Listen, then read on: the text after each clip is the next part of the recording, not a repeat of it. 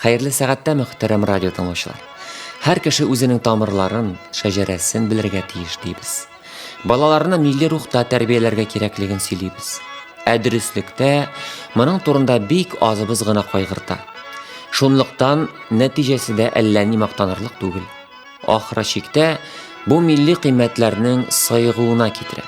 Һәр кем үзеннән башларга тиеш дибез. Мин дә үземнән башларга булдым.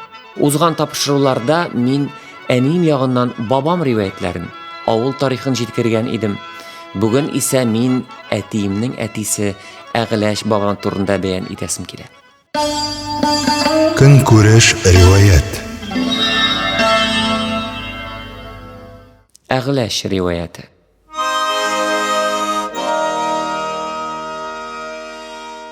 Элекке заман кешесе физик яктан да, рухи яктан да бик нык көчле булган. Сирәк авырган. Әгъләшкә дә Ходай искиткеч зур физик көч биргән. Ул тыгыз тәнле, 2 метрга озын буйлы, шын мәгънәсендә алып батыр булган дип әйтергә мөмкин. Әгъләш батыр чыгышы белән Башкортстан Республикасының Краснокама районы Саус авылында гомер буе хәрби флотта хезмәт иткән. Ул вакытларда хәрби хезмәткә матрос итеп физик яктан көчле кешеләрне генә алганнар. Әгъләш батыр да Красный Кавказ крейсерында зенитлар белән идарәче булып, Ватан сугышының башыннан ахыргача хәл иткеч бәрелешләрдә катнашкан. Крейсерга туры бомба эләгеп тә, Кара диңгезнең ярына йөзеп чыгып исән кала. Бәрелешләрдә патроннар беткәч, фашистлар белән кул сугышларында катнашып, күп тапкыр өстен чыга ул.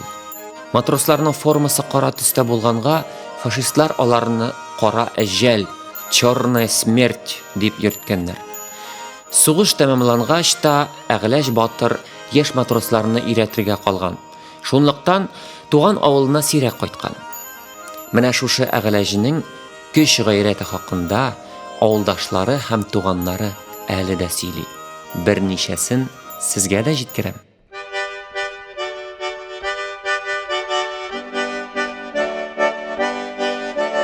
Әгъләш батырның егет чагы. Булачак тормыш иптәше Әгъҗибә авылына кияү егете булып килгән вакыты. Җәйге көн кичкә авыша. Бура янында авыл егетләре кунакка кайткан кияү егетне сынамакчы булалар. Масаеп утыралар. Теләсә нәрсә әйтеп Әгъләшне үртиләр. Әйтергә кирәк, Әгъләш батыр күп сөйләшергә яратмаган. Үртәгән егетнең башыннан кепкасын салдырып алган да, янындагы бураны иң аскы бүрәнәсеннән күтәреп, башлыкны шул бура белән бастырып куйган. Теге егет ничек кенә тырышмасын, башлыгын тартып ала алмаган. Шул хәлдән соң авылда аны хөрмәт итә башлаганнар.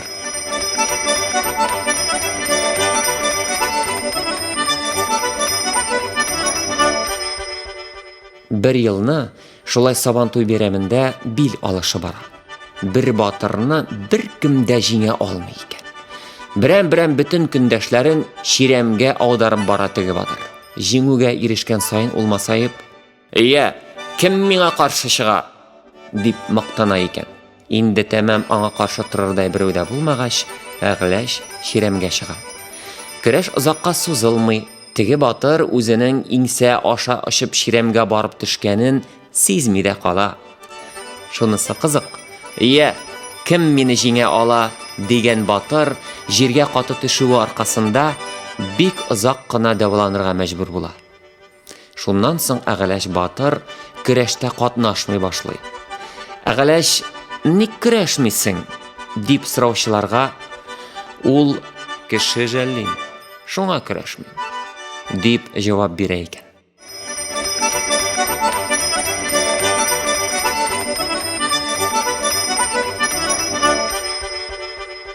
Сугыштан соң җимереклек, ачлык, ялангачлык еллары. Илне бөтен халык белән төзекләндерү, торгызу эше бара. Бу чорда караклык белән тамак туйдыру чәчәк ата. Бигрәк тә кисә караклары күбәя.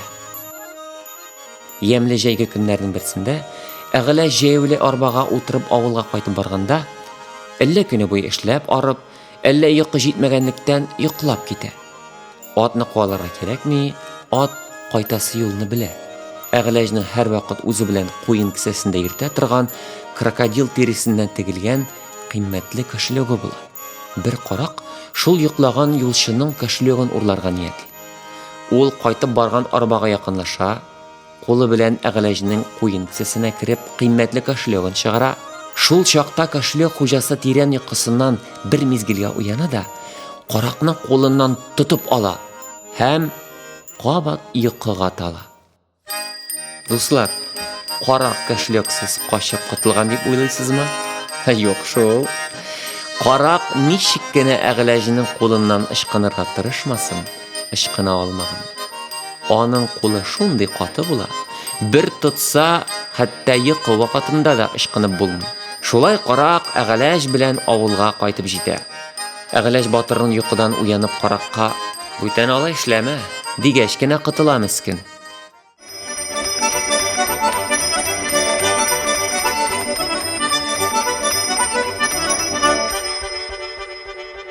Леке вакытларда һәр авылга яки берничә авылга бер тегермән була.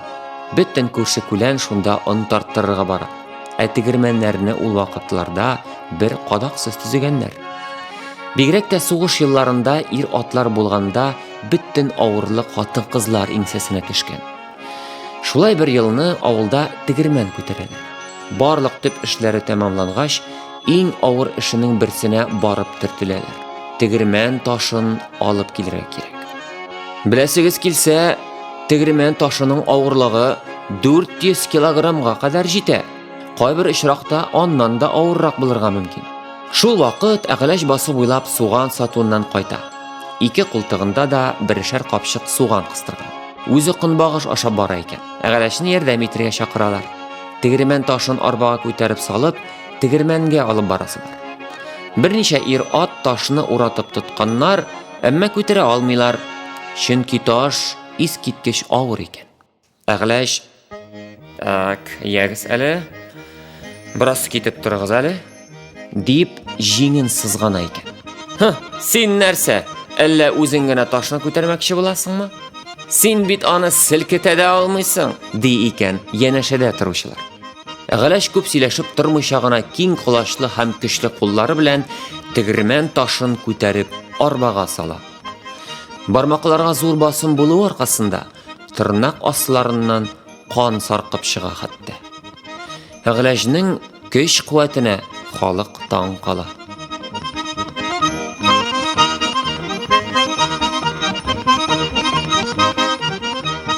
Әгъләҗ бик гади кеше булган. Кеше кыерсытмаган, начар сүз әйтмәгән. Сугыш тәмамлангач та хезмәт итүне дәвам иткән. Ел сайын побывкага кайткан. Матрос костюмыннан төс гәүдәле матрос Әгъләҗ узганда барлык күрше-күлән сыкланып карый торган булган. Ләкин аңа картайып дөнья куярга насыйп булмаган. Метеор пассажир катерында Кама елгасы буйлап сәяхәт вакытында дамбаның бер ягыннан икенче ягына шлюз су тигезләү системасы буенча узарга кирәк. Елганың бер ягыннан икенче ягына чыкканда Әгъләҗ утырган шлюздагы су басымын киметәләр. Икенче яктагы шлюз су белән тулган була. Шушы аерма аркасында зур басым барлыкка килә.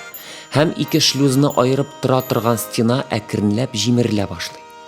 Шул вакыт метеордан кешеләрне эвакуацияләү башлана. Бары тик бер баскыч, кешеләр күп. Әгъләҗ үзенең көченә ышанып, өлкәннәргә һәм балаларга баскычтан менәргә ярдәм итә. Кызганыч, барлык пассажирларны да күтәреп өлгермиләр. Стена ишелә. Барлык булган техниканы һәм эш материалларын коттышкыч су бетершеге үз карнына йота. Әгъләҗ аннан да изеп чыгар иде. Әмма шул бетершектә башы бүренәгә бәрелеп, аңын җуеп, 1962 елның 10 маенда батып һәлак була. Табиблар карагач та, мондый сәламәт тәнне күргәнебез юк әле. Киминнән 100 яшькә кадәр яшәр иде, диделәр. Ул вакытта Әгъләҗ батырга ни бары 48 яшь иде. Минем бабам, әтиемнең әтисе Әгъләҗ Габитовны, ул чорның сәламәтлекне һәм кешенең физик мөмкинлекләрен күрсәтә торган bir үрнәге иде дип саныйм.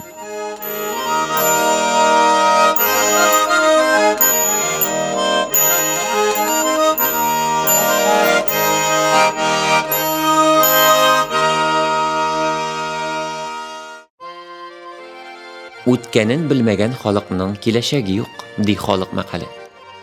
Һәр авыл, һәр гаилә шәҗәрәсе тарихында гыйбрәтле вә үрнәкле риваятләр һәм хатирәләр бар. Аларны теркәп, киләсе буыннарга мирас итеп калдырырга гына кирәк. Сез, хөрмәтле радио тыңлаучылар, үзегезнең нәсел төбәк тарихын, шәхси үрнәк риваятләрен беләсезме? Белсәгез языгыз. Риваять.